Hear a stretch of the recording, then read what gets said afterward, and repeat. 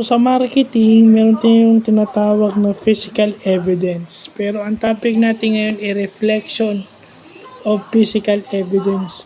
So, para masabi mong physical evidence yun, ito yung dapat makita o mapansin sa kanya.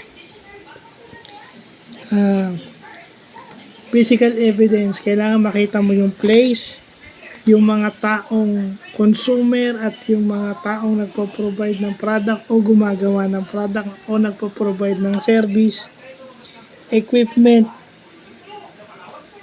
communication materials, ibig sabihin paano sila nakikipag-ugnayan o nakikipag-usap sa kanilang mga customers. Social media ba yan? Through email ba yan? Through text ba yan? Through phone calls ba yan? Yung ganon. Symbols and price. Diba?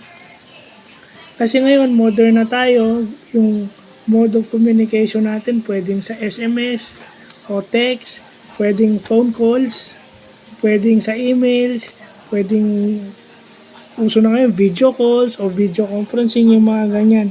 Kahit yung mga symbols natin kasama, yung mga equipment na ginagamit natin sa paggawa at pag-provide ng service kasama yun.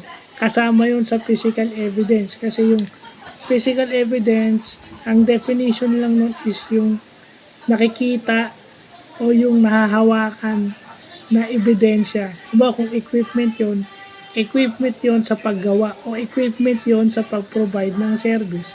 O kaya kung janitorial services kayo. So pag sinabi mong equipment, yung vacuum cleaner o yung water compressor para panlinis ng aircon at kung ano pa mang lilinisin, di ba?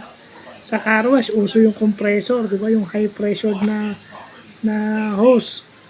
Naka-attach yun sa isang compressor. Yun yung physical evidence na importanteng concept ng marketing.